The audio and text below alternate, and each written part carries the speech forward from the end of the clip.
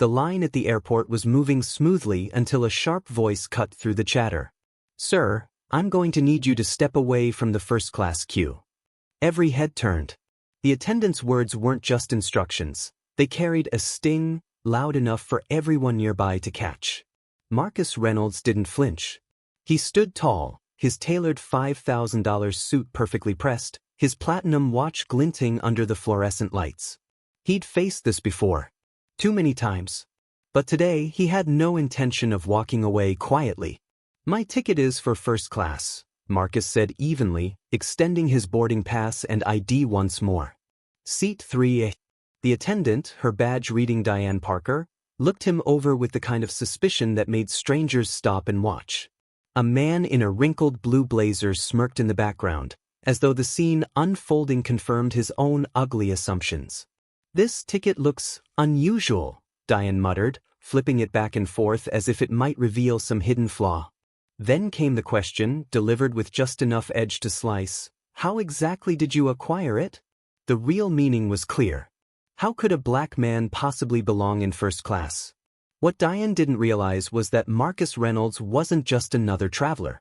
At 42, he was the billionaire founder of Phoenix Technologies, a cybersecurity giant trusted by half of the world's Fortune 500 companies. He had built his empire from nothing. But none of that mattered to her. "I bought it online, the same way anyone else would," Marcus replied, his tone calm but his eyes burning with a quiet fire. "I'll need to confirm this with my supervisor," Diane insisted, brushing off the restless passengers in line. "Maybe there's been some system error." A younger employee named Alex stepped forward, shifting uncomfortably. "Mrs. Parker, this is Marcus Reynolds, CEO of Phoenix Tech." But before he could finish, Diane silenced him with a curt wave. "Protocol must be followed." Marcus tilted his head slightly. "Which protocol is that?" "The one that only applies when someone like me has a first-class ticket." Her only answer was a subtle signal to airport security. Within moments, a guard approached. "Is there a problem here?" Diane smiled tightly. "Just verifying this passenger's documents." Marcus could have argued, could have raised his voice and turned the terminal into a battleground. Instead, he slipped his phone from his pocket, dialed a number, and spoke with chilling composure. "Helen, it's Marcus. Activate the Phoenix protocol. Immediately." He ended the call and glanced at Diane, her confident smirk beginning to crack. If this story has you hooked, make sure you subscribe so you don't miss the next chapter in this powerful clash between privilege and justice. Boarding for Pinnacle Airways Flight 3217 to San Francisco begins in 15 minutes, echoed the overhead announcement, oblivious to the tension simmering just below. Marcus checked his watch once more. Then, with calm precision, he delivered words Diane Parker would never forget. "In 72 hours, you'll understand what a real security protocol looks like." He walked away without raising his voice, without looking back. What no one at Pinnacle Airways knew, not Diane, not the guard, not even the smirking man in the blazer, was that Marcus Reynolds had been waiting for this exact moment. After years of building power and influence, he was finally prepared to show a system that had always treated him as an outsider what true power really meant. Marcus walked briskly through the terminal, his fingers moving rapidly across his phone screen. Behind him, Alex, the young employee who had tried to intervene earlier, caught up, breathless. "Mr. Reynolds, I'm so sorry about what happened back there. Ms. Parker doesn't represent who we are as a company." Marcus paused, turning toward him with a calm expression. "Don't worry, Alex. I know this isn't on you. But soon, Pinnacle Airways will understand the cost of judging someone by the color of their skin." Across town, in a sleek office overlooking the city skyline, Helen Ortiz received his encrypted message. Helen wasn't just Marcus's director of operations at Phoenix Tech. She was a former Federal Intelligence agent with a reputation for precision.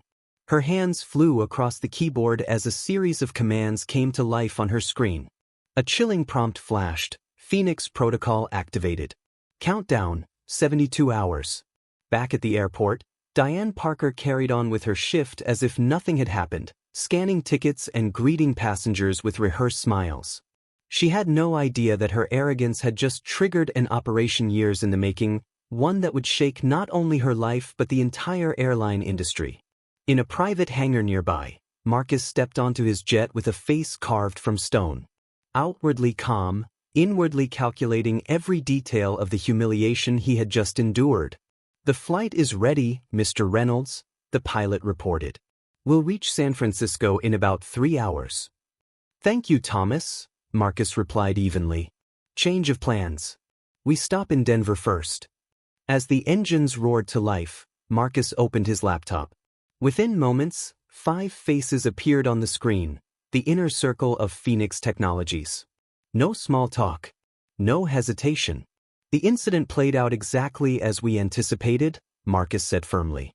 "The Phoenix protocol is live." Helen's image appeared on the call, her expression composed but eyes sharp. "The first algorithms are already infiltrating Pinnacle's systems.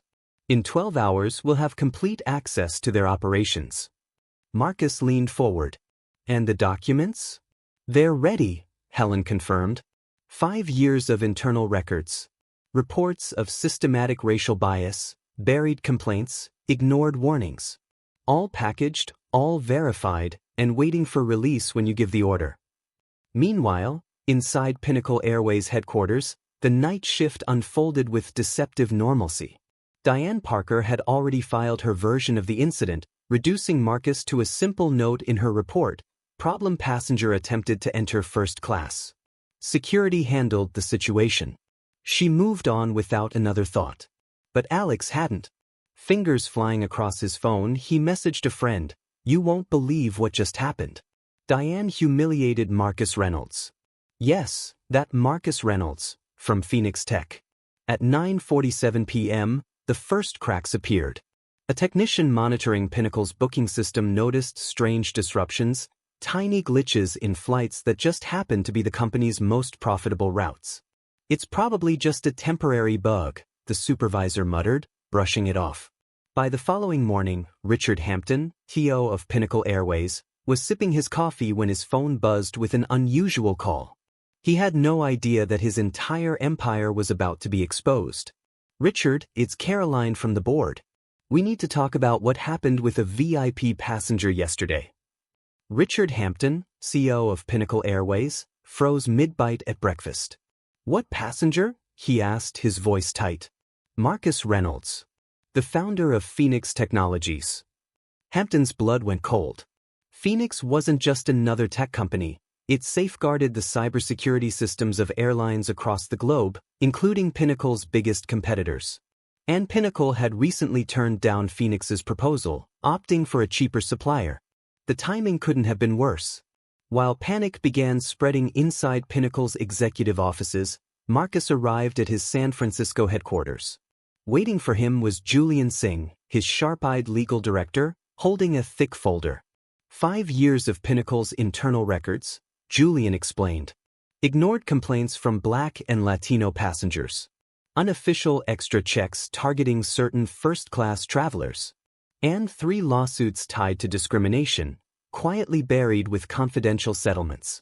Before Marcus could reply, Helen Ortiz walked in, carrying a tablet. "Phase 1 of the Phoenix protocol is complete," she reported. "We have full access to Pinnacle's internal systems. And we've identified our inside ally." A photo filled the screen: Victoria Chun, Pinnacle's Vice President of Operations. 3 years ago, she wrote a detailed report exposing systemic bias, Helen continued. The board buried it, and she was sidelined for speaking up. Marcus studied Victoria's face carefully. "Reach out. Quietly. She's about to play a key role." Meanwhile, trouble was already boiling inside Pinnacle. The reservation system crashed without warning. Flights were delayed. VIP customers were furious after being mysteriously downgraded to economy. At the terminal, Diane Parker found herself drowning in angry passengers when her supervisor summoned her. Inside the office, she was met by her boss, HR's director, and a company lawyer. "We need to address the incident with Mr. Reynolds," her supervisor said gravely. "Who?" Diane asked blankly, then her face paled as memory hit. "Oh, that man. He was rude and I followed protocol." The lawyer's pen scratched across a notepad. What protocol exactly? He asked, his tone ice cold. Across the country, Marcus sat in his office, eyes fixed on a wall of monitors streaming social media feeds. Hashtags like #PinnacleRacism were gaining momentum. More and more passengers came forward with stories that mirrored his own. "This is just the beginning," Marcus said softly, checking the countdown flashing on his watch. 48 hours. 13 minutes. 42 seconds. What Pinnacle didn't realize was that every denial, every delay, every panicked email only dragged them closer to collapse. Marcus hadn't endured decades of quiet humiliation just to demand an apology. He had built power, resources, and influence for a much bigger purpose, flipping the system on its head. While Richard Hampton thought he could contain the crisis with a resignation or a carefully worded statement, Marcus's vision was far more ambitious. As he had told Helen before boarding his private jet, "We're not just punishing one employee, or even one airline. We're changing the rules of the game." On the third day after the incident, Hampton was jolted awake at 4:18 a.m. by a frantic call. It was Pinnacle's financial director. "Richard, everything's down. Not just bookings, the entire system. Check-in, boarding, payroll, even communication with the aircraft. It's a total collapse." Hampton dressed in a rush, heart pounding as he tried to process the magnitude. For every hour of downtime, Pinnacle was bleeding millions. And Marcus Reynolds's countdown had only just begun. As Marcus drove toward his office, a chilling announcement cut through the radio broadcast. "We are receiving reports that Pinnacle Airways is experiencing massive operational disruptions. Thousands of passengers are stranded at airports across the country." Inside the command center of Phoenix Technologies, Marcus Reynolds watched calmly as dozens of screens told the story in real time: airports in chaos, executives at Pinnacle scrambling in panic, and the company's stock price plummeting at a terrifying pace. "Phase 2 complete," Helen Ortiz reported, her voice steady. "Every system is under our control." "Excellent," Marcus replied without hesitation. "Begin Phase 3. Almost instantly, the strike shifted from silent to explosive. In newsrooms across the nation, editors began opening detailed evidence packages. Internal Pinnacle emails revealed secret instructions for filtering out certain first-class passengers. Memos exposed how to handle customers who didn't fit the preferred profile. Complaint records showed years of concerns from Black and Latino travelers that were systematically ignored. And the most damning revelation: documents tying Richard Hampton himself to personally covering up 3 discrimination lawsuits. By 9 a.m., the nation's biggest news network interrupted its regular programming. Breaking news: leaked documents reveal a culture of racial discrimination inside Pinnacle Airways. The airline is accused of quietly enforcing unwritten policies that discouraged minority passengers from flying first class. Back inside Pinnacle's headquarters, chaos consumed every floor. Lawyers sprinted through hallways. PR executives drafted desperate responses. But none of it mattered. Their systems were still frozen. Flights grounded. Operations crippled. Hampton slammed his fist on the conference table. "Who the hell is behind this? And how do we stop it?" Before anyone could answer, his assistant stepped into the room, pale and trembling. "Mr. Hampton, Marcus Reynolds is here. He says he'll only speak directly with the board." A stunned silence fell over the room. Hampton swallowed hard, his confidence slipping. "Bring him in." Moments later, Marcus entered. Gone was the man humiliated at the airport days earlier. In his place stood a figure of calm, precise authority, dressed immaculately, walking with unshakable confidence. "Sit down, Mr. Reynolds," Hampton said, attempting to salvage control. "I assume all this has something to do with you." Marcus allowed a slight smile. "No, Mr. Hampton. This has everything to do with you. I'm just the catalyst." He connected his tablet to the projector, and the room darkened as data lit up the screen. A global map showed red dots, every Pinnacle aircraft grounded, unable to depart. Another graphic revealed the company's stock price in freefall. A third displayed breaking headlines spreading across social media like wildfire. "In exactly 24 hours," Marcus said evenly, Pinnacle Airways will have lost nearly 70% of its market value. Your insurance contracts include clauses for operational disruption exceeding 48 hours. Those clauses will be triggered tomorrow. And, as I anticipated, your major shareholders are already preparing an emergency sale. One of the board members shot to his feet, red with fury. This is extortion. It's illegal. Marcus didn't raise his voice. No, Mr. Peterson. This isn't extortion. This is consequence. And it's perfectly legal. He slid a document across the polished table. This is Phoenix Technologies' offer to acquire Pinnacle Airways, 30% of its market value as of 3 days ago. A generous offer, considering that in 48 hours, your airline's value will be zero. Richard Hampton's hands trembled as he scanned the document in front of him. With every line, the color drained from his face. You can't do this, he whispered, his voice barely audible. I can, Marcus said calmly, his words like steel. And I already am. Unlike you, I have every piece of evidence needed when the investigations begin. Did you really believe that years of systematically discriminating against people of color would carry no consequences? From the edge of the boardroom, Victoria Chun, quiet until now, rose to her feet. She walked to Marcus's side with steady resolve. I support this takeover, she declared. And I have 3 years of ignored reports to prove why this change is necessary. The betrayal hit Hampton like a punch to the gut. Victoria, you're with him? I'm with justice, Richard, she replied evenly. Something you should have stood for long ago. Around the table, the council members exchanged looks. Their systems were frozen, their reputation shredded, and their stock value in freefall. One by one, they realized there was no way out.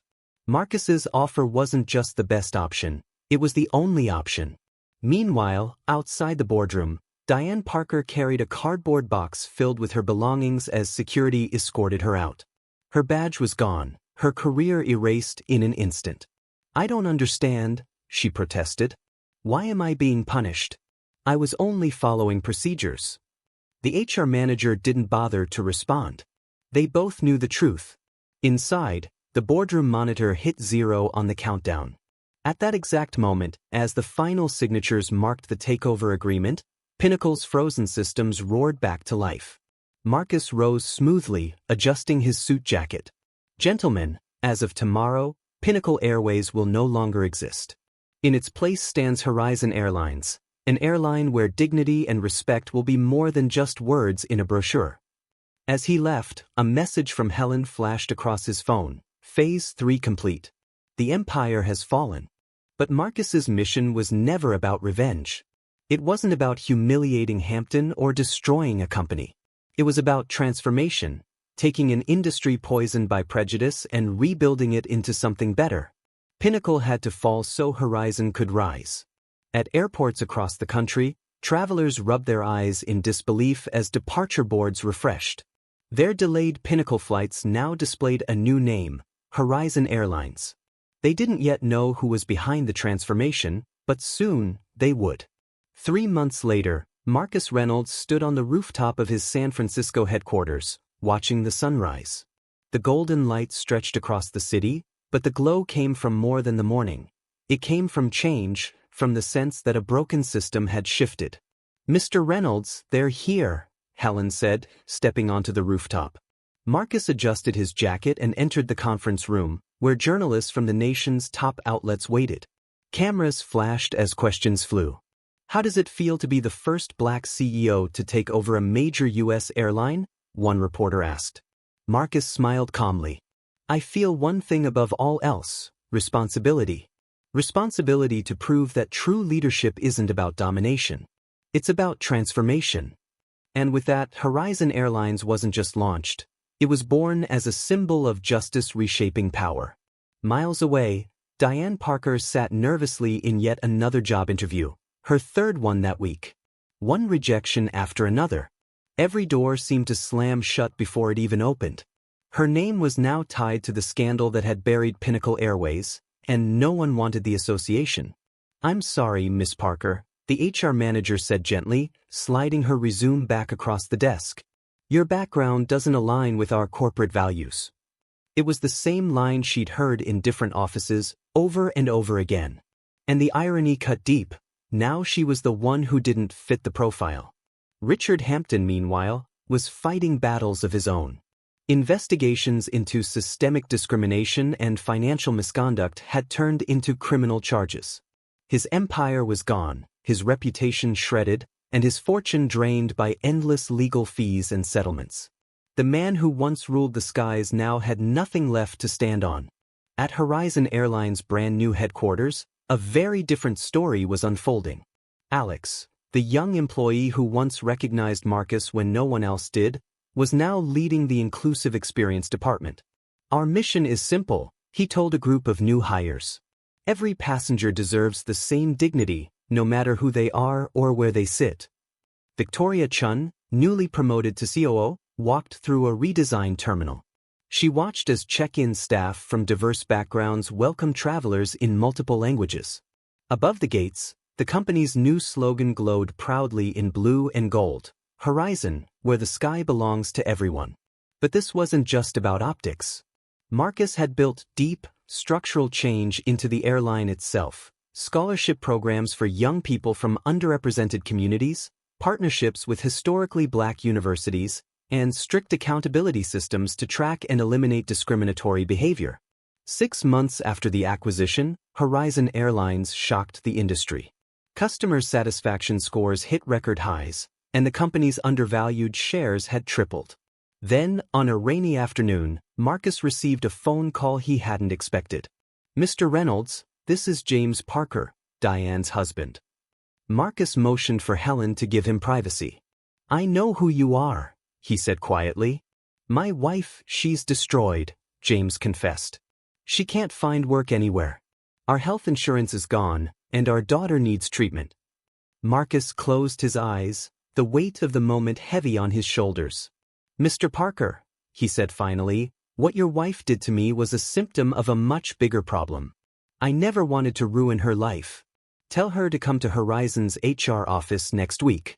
Not for a service role, that wouldn't make sense, given her history, but there's a position in our awareness training program. Maybe seeing things from the other side will teach her something." That evening, at a benefit dinner hosted by the Phoenix Foundation to support young students from underserved communities, Marcus crossed paths with Evelyn Wade, his mentor and first investor.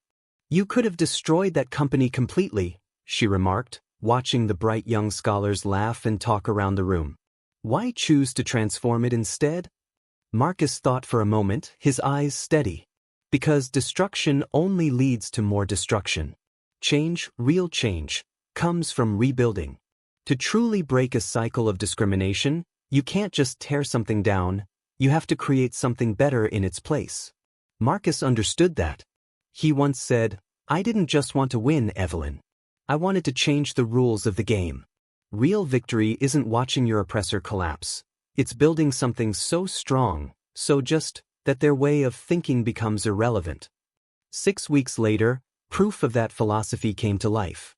An elderly Black man, about 70 years old, boarded a Horizon flight to visit his daughter. When the attendant guided him to a seat in first class, he froze. "There must be some mistake," he said softly.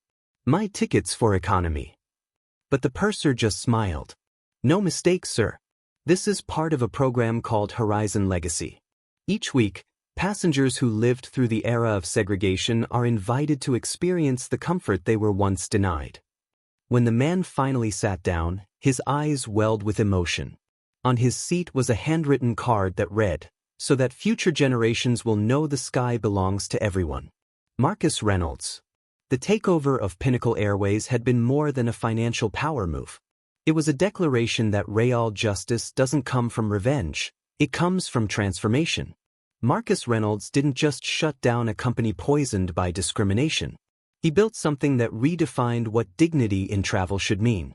While many expected a story of vengeance, Marcus delivered something far more powerful, a new horizon. He showed the world that the answer to prejudice isn't more division. It's creating spaces where those old barriers simply don't matter anymore. If this story moved you, and you believe transformation carries more weight than revenge, Subscribe for more powerful stories of people who turned injustice into lasting change. Because as Marcus Reynolds proved, the greatest revolutions aren't about breaking systems apart, they're about rebuilding them with humanity at their core.